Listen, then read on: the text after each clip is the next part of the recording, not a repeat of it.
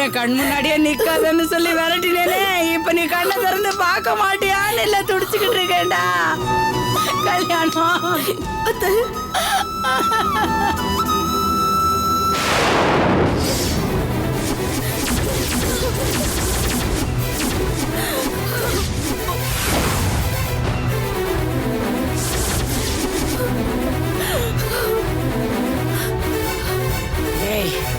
எதுக்கு நீங்க வந்த? இப்ப எதுக்கு நீங்க வந்த? என் புள்ள உயிரோட இருக்கானா செத்து போயிட்டானு பாக்குறதுக்காக வந்தியா நீ? இல்ல அப்படி கூப்பிடு. அந்த வார்த்தையை சொல்லி கூப்பிடாத. அந்த டாக்டர் பையன் செத்து போனத மனசுல வச்சுட்டு பழி வாங்கிட்டேடி இப்படி. பாவி பாவி, என் புள்ளைய கொல்ல பாத்திருக்கேடி. சம்மந்தியம்மா, பொண்ணுக்கு புத்தி சொல்லி புருஷனோட சேர்த்து வைக்கிறதுக்கு துப்பு இல்ல. நீ எல்லாம் ஒரு அப்பனா? மரியாதை இங்க இருந்து 2 பேரும் போயிடுங்க. இல்ல உங்க 2 பேரையும் நான் என்ன பண்ணுவேனே தெரியாது. அத்தை, இந்த நேரத்துல இதெல்லாம் பேசுறது சரியில்லை. முதல்ல நம்ம ஒரு காப்பாத்துற வழியை பார்க்கணும். ஏய், நீ என்னடி என் பிள்ளைய காப்பாத்துறது? கொஞ்ச நேரத்துக்கு முன்னாடி என்னெல்லாம் நீ பேசுற? புருஷனே வேண்டான்னு தூக்கி எறிஞ்சிட்டு இப்ப எந்த மூஞ்சிய வச்சுக்கிட்டு நீங்க வந்து நிக்கிற நீ?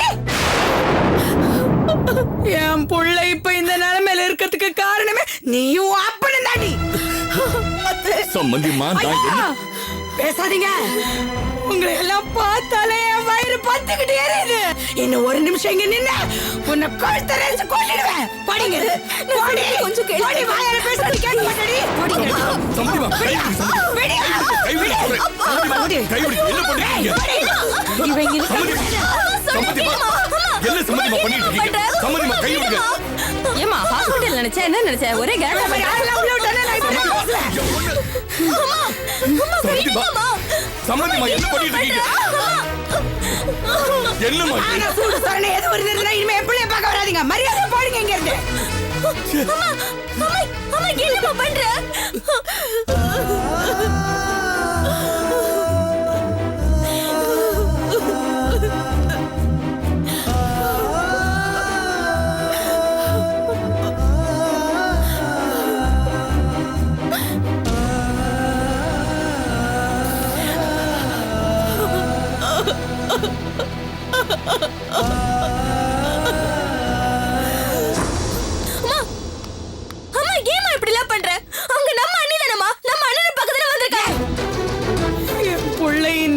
சாக கணக்கா அதுக்கு காரணமே அவதாண்டி.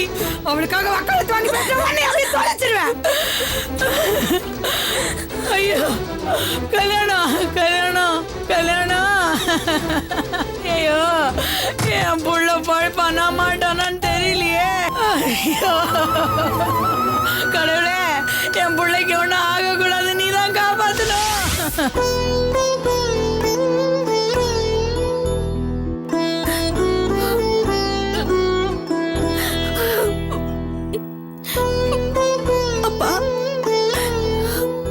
எப்படியும் பொழைச்சுக்குவார் இல்லப்பா.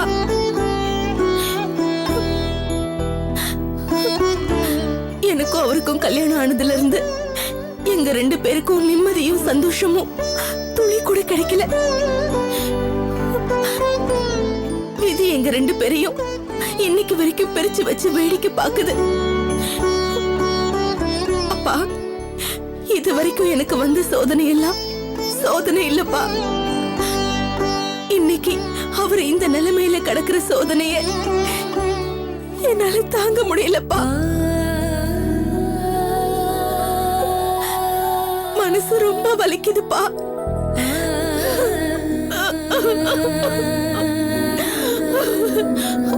அப்பா, சோதனை ஒரு முறை வரும்போது செத்து போயிடணுமாப்பா. அதை தாண்டி தப்பிச்சு பொழைச்சிருந்தா அந்த சோதனை வேற ஒரு ரூபத்துல திரும்ப திரும்ப நமக்கு வந்து நம்மள தினம் தினம் கொல்லுமாப்பா. நீங்க தானப்பா சொல்லுவீங்க கடவுள் நல்லவங்களை சோதிப்பாருன்னு. சோதிக்க மட்டும்தான் செய்வாரா? கொஞ்சம் கூட நிம்மதி சந்தோஷம் எல்லாம் கொடுக்க மாட்டாரா?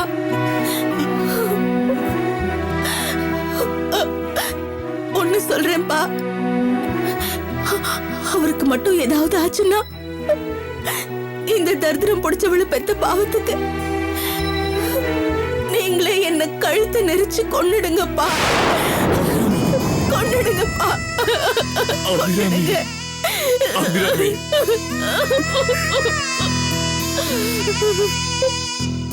வெந்து போயிருக்கிற உன் மனசுல நான் வேல் எடுத்து குத்துறேன்னு நினைக்காதம்மா. இப்ப அழுது என்னம்மா பிரயோஜனம்? கண்கட்ட பிறகு சூரிய நமஸ்காரம் பண்ற மாதிரி இருக்கு. மாப்பிள்ள உயிருக்கு போராடிட்டு இருக்கிற இந்த நிலைமையில நீ அழறியம்மா. அபிராமி, என் பேச்ச கேட்டிருந்தா இப்படி எல்லாம் ஆயிருக்குமாமா? அப்பா, அவர் மேல இருந்த கோவத்துல நான் அப்படி நடந்துகிட்டேன். வருணோட இழப்பு என் உள் மனசை இன்னும் உறுத்திக்கிட்டே இருக்கு. அதுக்கு தான் பண்ண அவரை வெறுத்தேன். ஆனா அதுவே இப்படி விபரீதமாகும்னு நான் நினைச்சு கூட பார்க்கலப்பா. இதுக்கு தாமா பெரியவங்க சொல்றத கேட்கணும்னு சொல்றது. டாக்டர் வருண் நீ புருஷன் கூட சேர்ந்து வாழணுங்கிறதுக்காக தானே உயிரையே தியாகம் பண்ணாரு.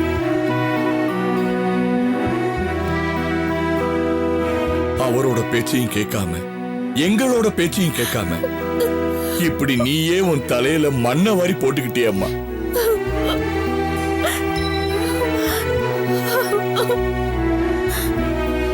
மாப்பிள்ள தன்னோட தப்ப உணர்ந்து மன்னிப்பும் கேட்டு என்னை ஏத்துக்கோன்னு அழுதாரம்மா. அப்போ கூட நீ மறுத்துட்டியம்மா. இப்போ உன் அத்தை உன் மேல கோவப்படுறதுல என்ன தப்பு இருக்கு?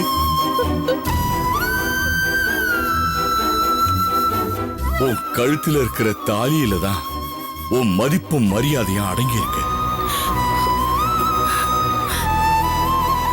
அது இல்லைன்னா இந்த ஊரும் உலகமும் உன்னை எப்படி பார்க்கும்னு யோசிச்சு பாருமா.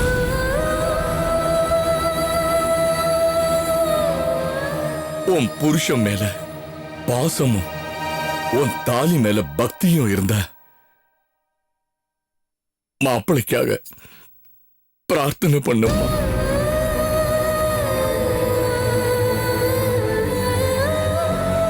உன் வாழ்க்கை உன் கையில இருக்குமா. யோசிச்சு ஒரு நல்ல முடிவை நீயே எடுமா.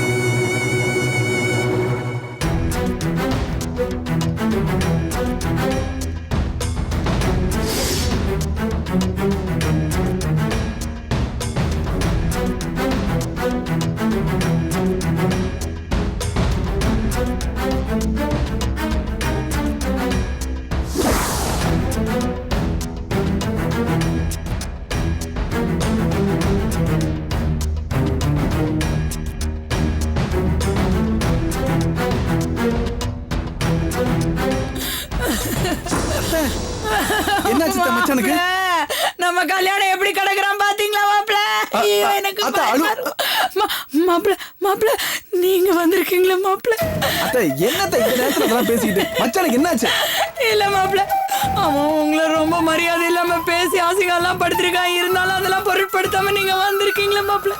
உங்களுக்கு ரொம்ப பெரிய மனசு மாப்பிள்ள. ஐயோ அத்தா, இப்ப எதுக்கு பழைய கதையெல்லாம் பேசிட்டு இருக்கீங்க? ஆமா, மச்சானுக்கு எப்படி ஆக்சிடென்ட் ஆச்சு? எல்லாம் அந்த பாவி அபிராமியாலதான் மாப்பிள்ள. இவன் குடிச்சிட்டு போய் அவங்க வீட்டு வாசல்ல நின்று என் கூட வாழ வாடின்னு தகராறு பண்ணிருக்கான் மாப்பிள்ள. அவன் வரமாட்டேன்னு இவனை திட்டி விரட்டி இருக்கான். அவன் அண்ணகாரன் தான் எனக்கு போன் பண்ணி சொன்னான் மாப்பிள்ள. நான் தான் ஆட்டோல போய் அவனை கூட்டிட்டு வந்தேன். ஆட்டோல வந்துட்டு இருக்கும்போது திடீர்னு பைத்தியம் முடிச்ச மாதிரி இறங்கி தெருவில் ஓடிட்டான் மாப்பிள்ள. எதிர வந்த லாரி மோதி தலையில அடிபட்டு ஏகப்பட்ட ரத்தம் போய் கல்யாணம் இப்போ ஊசருக்கு போராடிக்கிட்டு இருக்கா மாப்பிள்ள. ஐயோ, என் புள்ள பழைப்பான்னு தெரியலையே. பயமா இருக்கு. டாக்டர், என் பிள்ளைக்கு எப்படி இருக்க? உசுருக்கு ஆபத்திலேயே பழிச்சிருவேனா டாக்டர்? சொல்லுங்க டாக்டர்.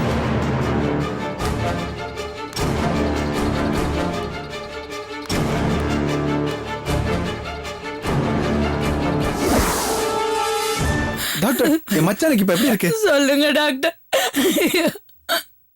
மா, உங்க பையனுக்கு தலையில ரொம்ப அடிபட்டு இருக்கிறதுனால மூளையில ரத்தம் உறைஞ்சு போயிருக்கு.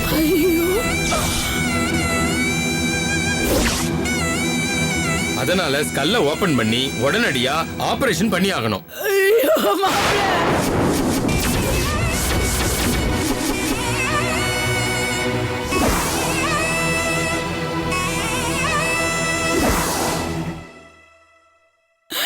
ஐயோ ஐயோ கடவுளே, என்ன டாக்டர் இப்படி சொல்றீங்க? ஆமாம்மா, வேற வழியே இல்ல. உடனடியா ஆபரேஷன் பண்ணலனா அவருடைய உயிருக்கே ஆபத்தாயிடும்.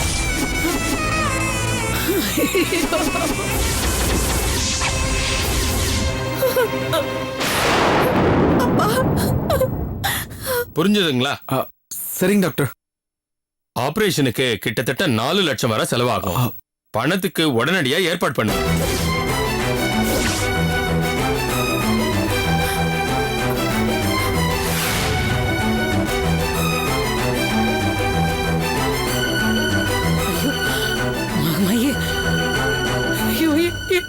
இப்ப நான் யார்கிட்ட போய் இவ்வளவு பணத்தை கேட்பேன்? எங்க இருந்து இவ்வளவு பணத்தை புரட்ட போறேன்? என் பிள்ளைய நான் எப்படி காப்பாத்த போறேன்னு தெரியலையே. ஐயோ,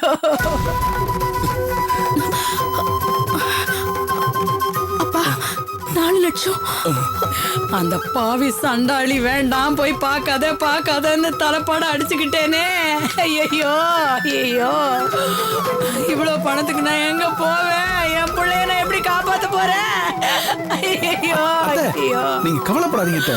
பணத்தை நான் ரெடி பண்றேன் அத்தை. டாக்டர், ஆபரேஷனுக்கு தேவையான எல்லா ஏற்பாடையும் பண்ணுங்க. பணத்தை நான் எடுத்துட்டு வரேன். ஓகே, பணத்துக்கு சீக்கிரம் ஏற்பாடு பண்ணுங்க. சரிங்க டாக்டர். மாப்ள மாப்ள.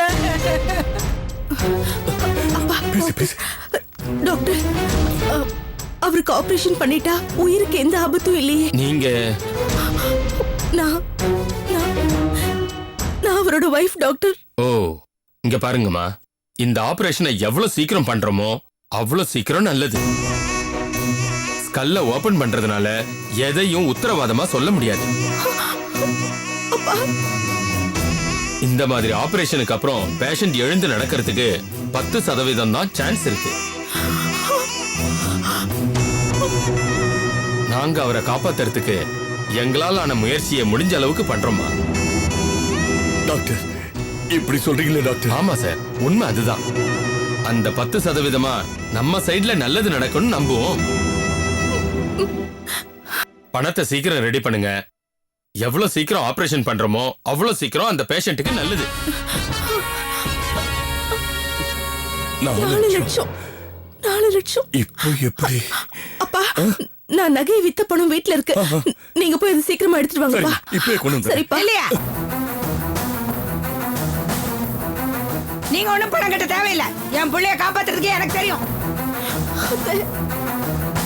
மாப்பிள்ள, நீங்க உடனே பணத்துக்கு ஏற்பாடு பண்ணுங்க மாப்பிள்ள. உங்களுக்கு எவ்வளவு ஃபைனான்ஸ் கம்பெனி தெரியும்? நீங்க பிசினஸ் பண்றீங்க, உங்களுக்கு எவ்வளவு பேரு தெரியும்?